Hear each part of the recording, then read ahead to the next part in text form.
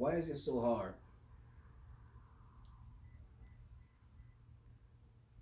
Why is it so hard for us to be happy? Think about it for a second. Why is it that human beings have to struggle in order to be happy? When you see children come into the world, they're not planning or scheming, they don't have an agenda. But you notice how easy it is for children to be happy. If they're safe, if they can eat, if they're provided for, they're happy. Why is it that the harder or the older we get, the harder it is for us to sustain happiness? Why is it that as the years go by, we start to kind of enter into a state of neutrality, and then that slowly begins to lean more towards sadness, and eventually, for some people, even dark despair? I think a big part of the reason why we have such a hard time finding happiness is because we don't know ourselves.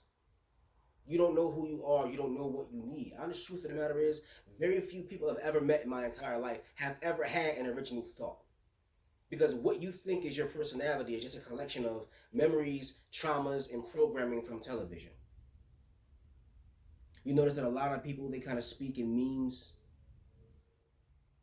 They don't think for themselves. They find other people's thoughts on Instagram and on Facebook, and they just go around reciting memes all day. And you get other individuals who become TV characters. Remember 10, 15 years ago, you would have women running around saying, oh, I'm a Miranda. When Sex in the City was popular, I'm a Miranda. I'm a, whatever her name was. I'm a Samantha. We're associating all these false identities and these fictional characters, and we're superimposing these ideas of people over us. You become a Miranda. You become a Bart Simpson. You become everything and never know who you truly are. So when you take on these fake identities, what happens is you start to try to apply these individuals' needs and desires over your own. You don't know what you truly need, but you know what Bart Simpson wants, so you do Bart Simpson stuff. You know what Miranda wants and what Cynthia wants and what Samantha wants. And you try to apply what they want on TV over your own life. No wonder why you feel miserable, because you've never been taught to know yourself. And if you don't know yourself, how can you please yourself? You can't please yourself and find any kind of happiness and joy when you're acting out somebody else's identity. You're playing make-believe. You're an adult walking through life in a state of constant cosplay. Pretending to be someone you're not. Pretending to be an interesting TV character. Trying to talk like a character from a Woody Allen movie and have sex like a character from a porno. And all these things that you've been convinced you need in order to find your happiness, they never satisfy you. So you spend most of your life in a state of delirium. Quite often, you got to convince yourself that these things are making you happy, and convince yourself that these things are going to gratify you in some way, shape, or form. But because you don't know your true self and you don't know how to peel away the illusion, you're stuck. So many people in this country and around the world are struggling with depression and just don't know why. And then when there's an illness, of course, there's a cure. But unfortunately, the cure is typically a prescription drug or an affair or alcohol. But these things are really just placebos, keeping you from dealing with the ultimate cause for your dissatisfaction, which is the fact that you don't know yourself. You don't know who you are. You don't know what you want.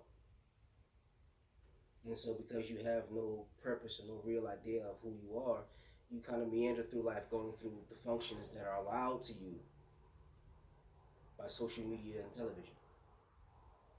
But you do all of that stuff thinking that it's cool and it's going to satisfy you, and what all it does is stimulate you. There's a difference between satisfaction and stimulation. You know, watching a golf ball roll down the hill is stimulation, but that don't mean it's going to make you happy. So we've been programmed to persistently chase after happiness. We pursue happiness all day, every day. But at the same time, we don't know what's going to make us happy. And we are individuals. Even though we're a part of the whole and the universe is one and all is one, that's 100% true. But at the same time, if you're walking around with an identity that teaches you that you're an individual, that individual personality has to be catered to an extent.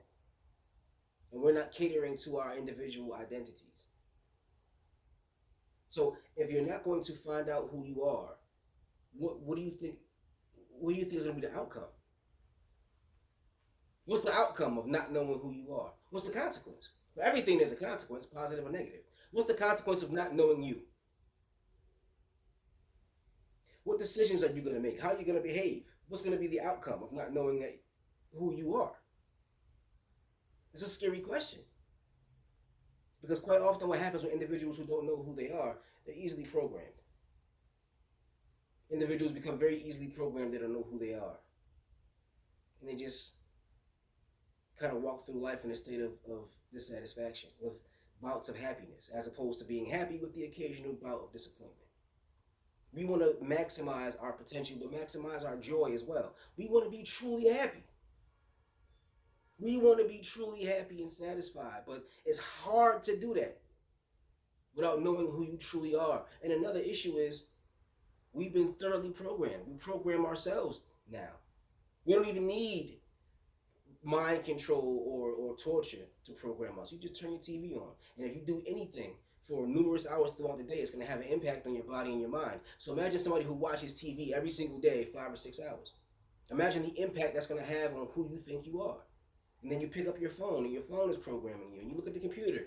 All this stimulation is coming in. All these ideas from other people, all these controls, all this stimulation, all this deception, all this perception, other people's perceptions and their controls and their commands. It's all going in.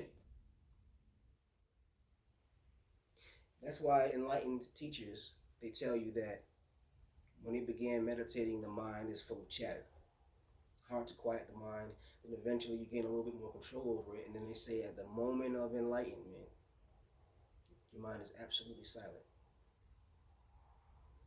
This is when you first encounter who you truly are. You first encounter who you truly are and you hear silence. You wanna know why? Because you've never had an original thought in your life. Once you take away the programming from TV, take away the conditioning from trauma, take away the programming from looking at your cell phone all day, the programming from porno movies, the programming from books, the programming from sitcoms, the programming from reality TV shows, you take all that away and you finally encounter your true self and it's dead quiet. Because you've never tapped into the creative power inside yourself and you've never had an original idea. You never thought an original thought. Your entire life, you've been going through this cycle of movement and constant activity and constant stimulation and never once looked inside yourself to see who you truly are. And your inability to see who you truly are has blinded you so much to the point when you finally encounter the true you, there's nothing there. It's dead quiet. But that's not scary.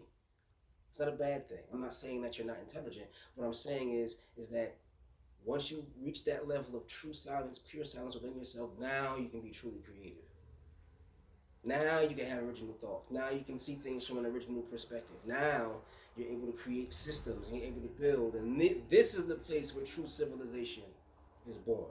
This is the place where true science is born, true mathematics is born. This is the place where a true deep understanding is born. Everything of value in human consciousness, from philosophy to spirituality to science to art, is born there.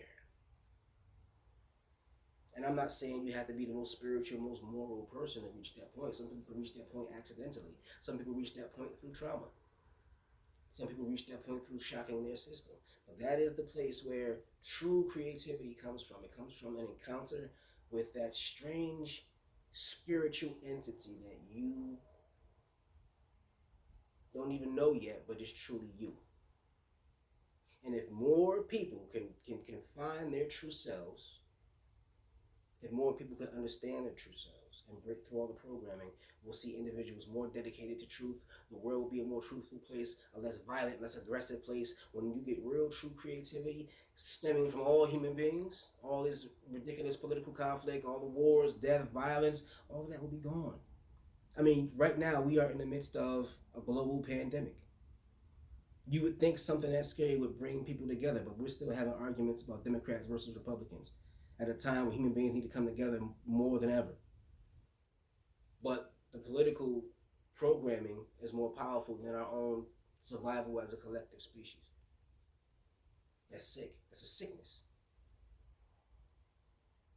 So imagine if everybody knew their true selves and understood that we don't need the ridiculous competition between these ridiculous political ideologies that are really, they're the same anyway. There's really not much of a difference between them.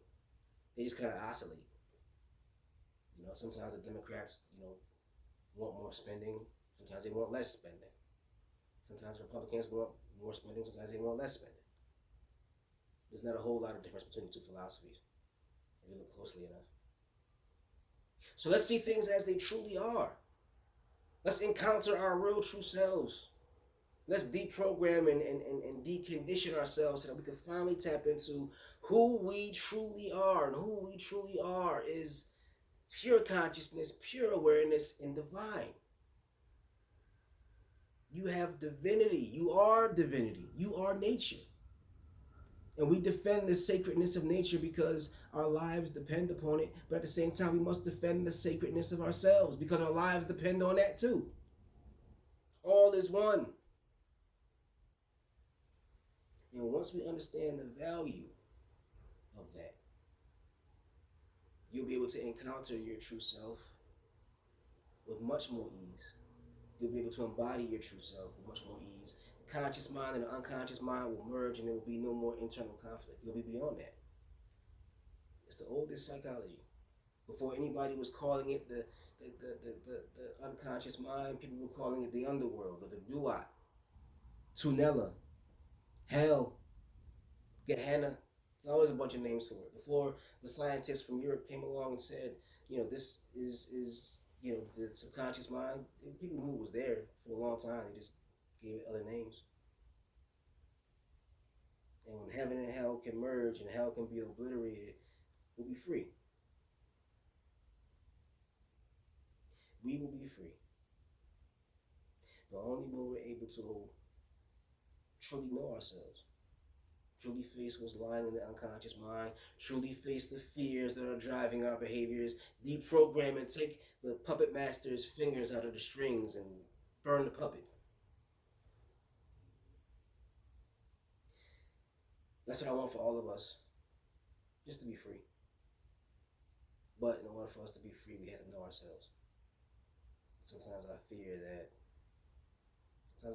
that the individuals that want to keep us blind to ourselves are becoming so powerful that people will kill you as opposed to truly encountering who they are. People would rather see you dead than encounter their true selves. But that just means we have to work harder in order to shed light. That's all.